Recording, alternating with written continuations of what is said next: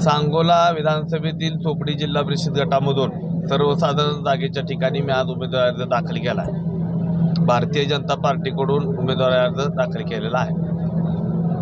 त्यामध्ये सांगोल्यामध्ये भारतीय जनता पार्टी आणि शिवसेना आणि RPI अशा सध्या आमच्या चर्चा सुरू आहेत। काली आम्ही पालकमंत्र्यांसोबत सोलापूरला होतो। पालकमंत्री महोदयांकडे माजी आमदार ॲडव्होकेट शहाजीबापू पाटील साहेब आले होते।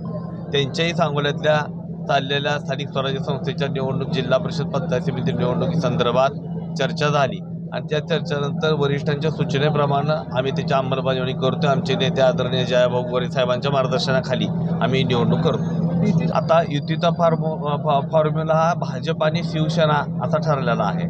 त्यामध्ये आता भारतीय जनता पार्टीकडून काय जे अर्ज भरून परिपूर्ण आहे त्याचे अर्ज दाखल करायची प्रक्रिया दिवसभर सुरू आहे। शिवसेनेकडून जे काय अर्ज भरून परिपूर्ण आहे त्याची दाखल करायची प्रक्रिया सुरू आहे। उद्या दुपारी 3 वाजता सगळं चित्र क्लिअर होईल की कोण कुठं गणात कोण कुठं गटामध्ये ही सगळी चित्र स्पष्ट झालं तर ते तुमच्या माध्यमांना दिलंच जाईल। भारतीय जनता पार्टी शिवसेना आणि RPI अशी आमची सध्याची युतीची ज्या काही चर्चा आहेत त्या झालेल्या आहेत। अजून वेगळी अशी युती कोणाशी काही चर्चा झालेल्या नाहीत।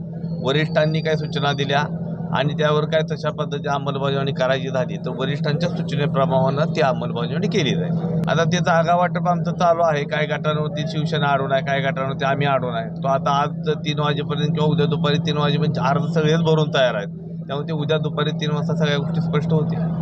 आज उमेदवारी माझे मित्र सहकारी प्रशांत वलेकरी जिल्हा परिषदेला इच्छुक आहेत। तेही उमेदवारी मागतात, मी उमेदवारी मागतोय। मी अर्ज भरलेला आहे, त्यांनी आत्ता अर्ज भरला आहे आणि आमचे उल्हास धायगुडे म्हणून भाजपचे सहकारी आहेत, त्यांनी मागच्या काल परवा 2 दिवसामध्ये 1-2 अर्ज भरलेले आहेत। परंतु शेवटी लोकशाहीमध्ये प्रत्येकाला अधिकार आहे की उमेदवारी मागण्याचा। त्या पद्धतीने ते सगळे न्याय मागतात। शेवटी पक्षश्रेष्ठी जो काही निर्णय घेतील त्या पद्धतीने तो निर्णय हा शिरसावंत म्हणून आम्ही काम करणारे कार्यकर्ते आहोत।